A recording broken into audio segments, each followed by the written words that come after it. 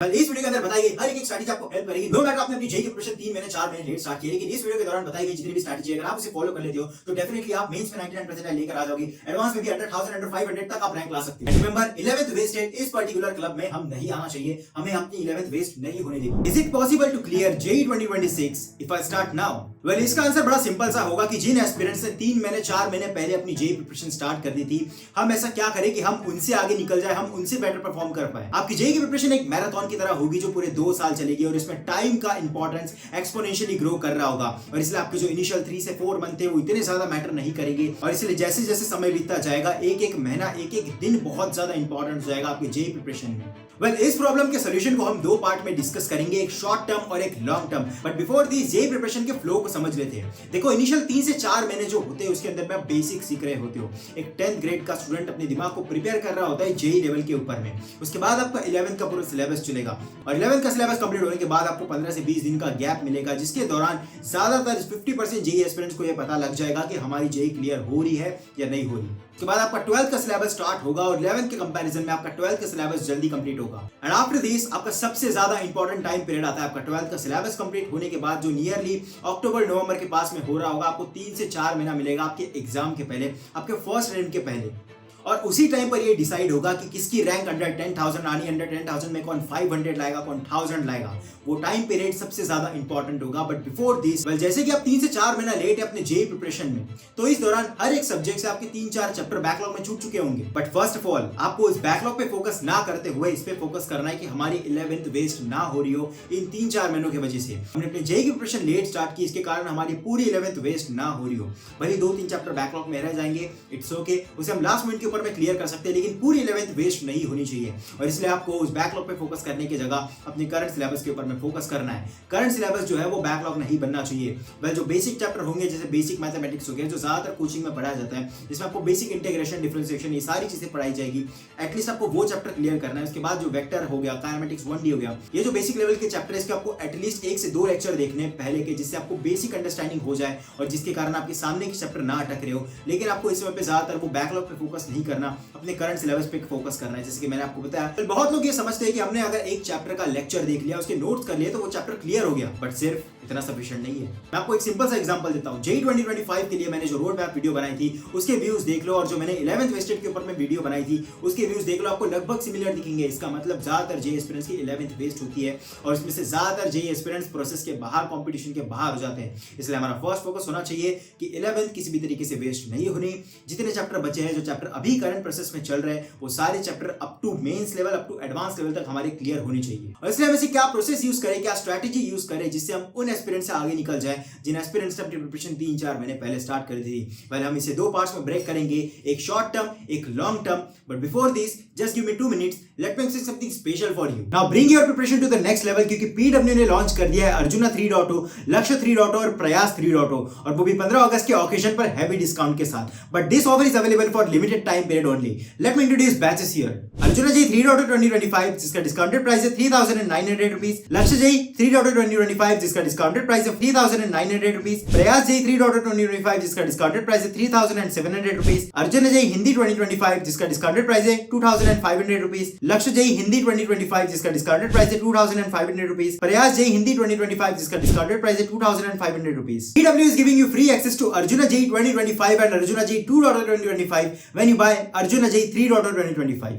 PW is giving you free access to Lakshya J 2025 and Lakshya J 2.0 2025 when you buy Lakshya J 3.0 2025. Plus every batch is available in Hindi language also for you separately. ये इनके batches में offer करते हैं India के top educator जो बनाएंगे आपको physics, chemistry, maths में expert. Daily practice problem with their video solution in quiz format. PDF notes of each class will be uploaded on PW app. All India test series AITS will be provided according to the test planner. You can also use JEE book available on PW store, जिन books के ऊपर में भी offer भी चल रहा है, so you can check it out. और इन सारे ही बैचेस को खरीदने के लिए आप मेरा कूपन कोड यूज कर सकते हैं जो आपको नीचे स्क्रीन पे दिख रहा है। All the links are in the description. Make sure to check it out. So अब हम टॉपिक पे वापस आते हैं। वेल, जब मैं शॉर्ट टर्म और लॉन्ग टर्म की बात करता हूँ, इसका मतलब जब तक आपका सिलेबस चलता रहेगा आपका कोचिंग में, जब आपका 11th का सिलेबस कंप्लीट होगा, जब आपका 12th का सिलेबस कंप्लीट होगा, तब तक आपकी कोचिंग में चैप्टर वाइज टेस्ट होते रहेगी। 2 से 3 चैप्टर के ऊपर में, या जो चैप्टर आप 1-2 महीने पहले कंप्लीट कर चुके हैं वो चैप्टर्स को इंक्लूड करा के आपको चैप्टर वाइज टेस्ट प्रोवाइड की जाएगी। इसके अंदर में आपकी शॉर्ट टर्म प्रिपरेशन मैटर करेगी कि आपका स्कोर कितना आना है। उसके बाद जब आपका सिलेबस पूरी तरीके से कंप्लीट हो जाएगा, जब लास्ट के 3 से 4 महीने बचेंगे,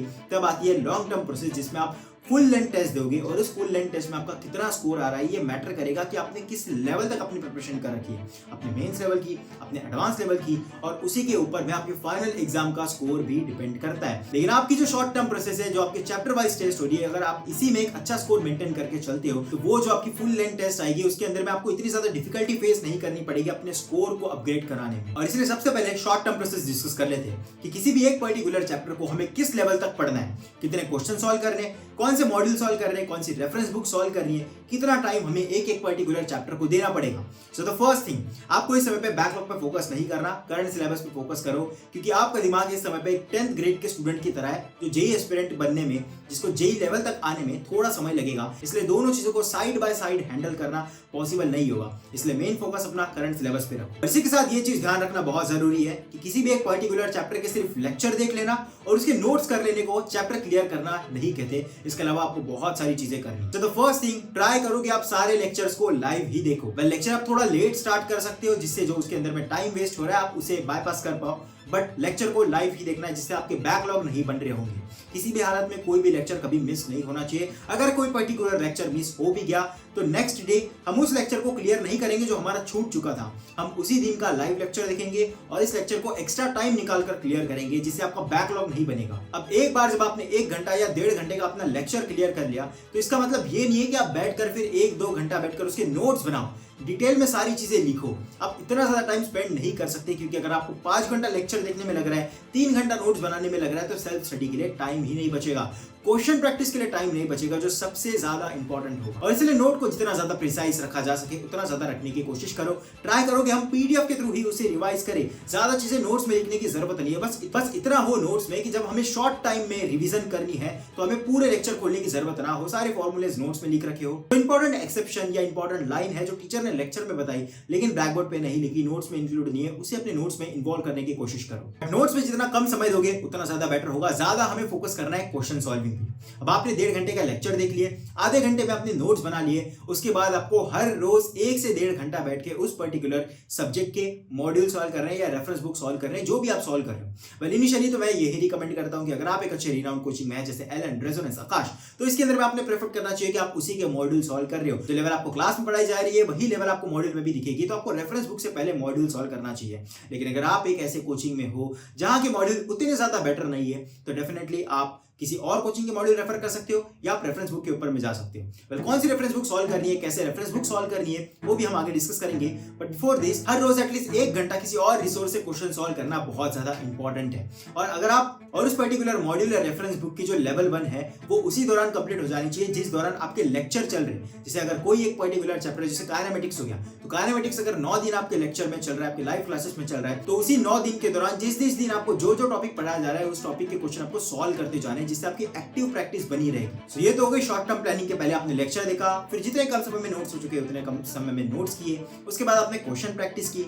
अब जब नेक्स्ट टाइम वो पर्टिकुलर चैप्टर आपके टेस्ट में आएगा, जैसे 1 महीना हो गया चैप्टर को पढ़ा है, अब फिर से वो चैप्टर टेस्ट में आ रहा है, चैप्टर वाइज टेस्ट में आ रहा है, तो उस दौरान आपको वो लेवल 1 क्वेश्चन को रिवाइज करना है। लेवल 1 क्वेश्चन लगभग 70 to 100 के आसपास होते हैं। उस लेवल 1 क्वेश्चन को रिवाइज करना है और सामने के जो लेवल 2 क्वेश्चन है वो फ्रेश क्वेश्चन को भी सॉल्व करना है। इससे होगा ये कि जो आपकी एक्टिव क्वेश्चन सॉल्विंग है, जो फ्रेश क्वेश्चन सॉल्व करने की प्रैक्टिस है वो बनी रहेगी और आपका दिमाग अपग्रेड होता जाएगा, आपका दिमाग स्ट्रेच होते जाएगा, वो जेई लेवल तक पहुंच जाएगा। अब आप कितने क्वालिटी क्वेश्चन सॉल्व करते हो, किस तरीके से रिवीजन करते हो, इसी पे कंप्लीटली डिपेंड होगा कि आपके चैप्टर वाइज टेस्ट में आपका स्कोर कितना आ रहा है। और ये स्कोर मैं मिनिमम बोल रहा हूं एटलीस्ट 150 के तो ऊपर ही होना चाहिए आउट ऑफ 300। अगर इससे नीचे आ रहा है इसका मतलब आपके प्रिपरेशन में, आपके वो स्ट्रैटेजी में कोई ना कोई प्रॉब्लम है, आपको एक अच्छा रिसोर्स सिलेक्ट करने की जरूरत है और ज्यादा समय क्वेश्चन सॉल्विंग पे देने की जरूरत है। वेल ये तो होगा जब तक आपकी कोचिंग में सिलेबस पढ़ाया जा रहा है, जब तक चैप्टर वाइज टेस्ट हो रही है। लेकिन जैसे ही पूरे 11th का सिलेबस कंप्लीट हो जाएगा, फुल लेंथ टेस्ट आपके सामने होगी और इस फुल लेंथ टेस्ट में जो भी आपका पर्टिकुलर स्कोर आ रहा था चैप्टर वाइज टेस्ट में, लेट्स अज्यूम वो 180 200 के आसपास आ रहा है, तो वो स्कोर ड्रॉप हो जाएगा, इनिशियली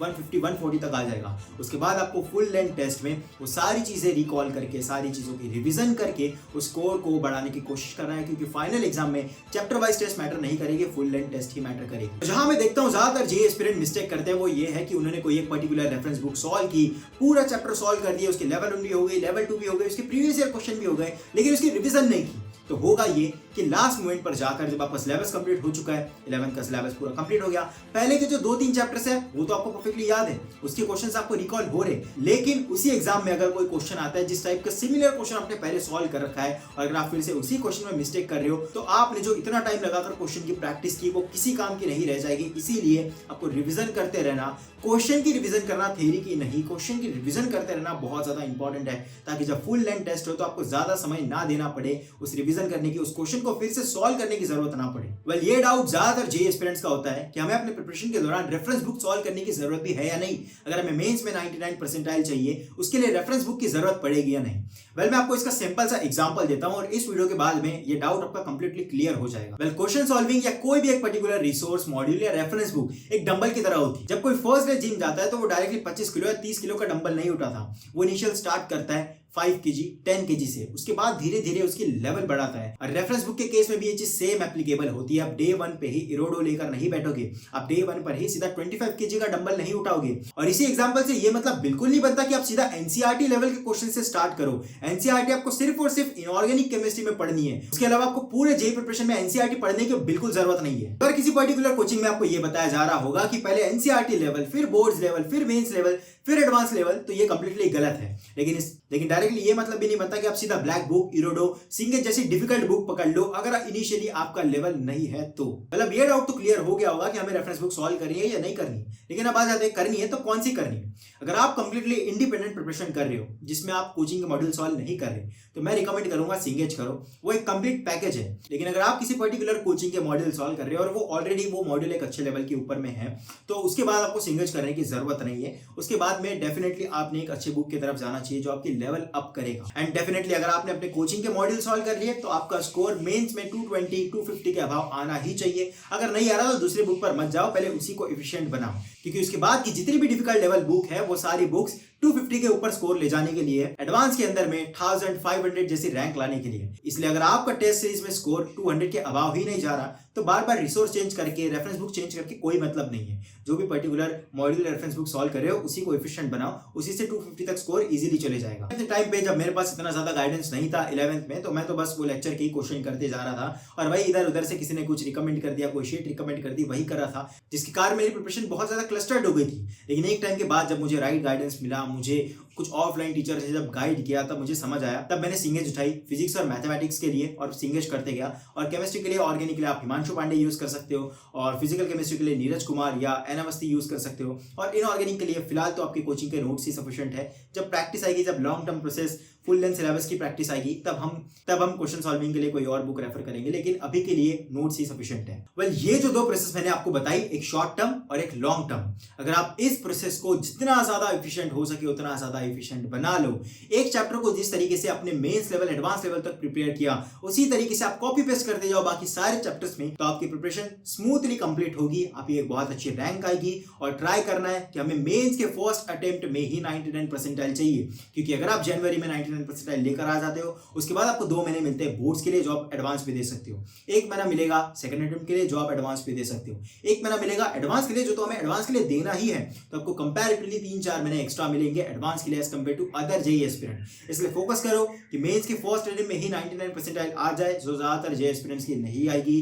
वो लोग फिर वेस्ट करेंगे अपने सेकंड अटेम्प्ट पे अपना टाइम, फिर एडवांस के लिए जाकर 1 महीना बचेगा। और इसलिए मैं हमेशा कहता हूं कि मेंस के कंपैरिजन में एडवांस में कंपटीशन कम है, वहां पर रैंक लाने का ज्यादा चांस है। So let me summarize it once again. जो बैकलॉग बने वो उतने ज्यादा नहीं है, तो उस पर फोकस मत करो, बस बेसिक चैप्टर को क्लियर कर देना।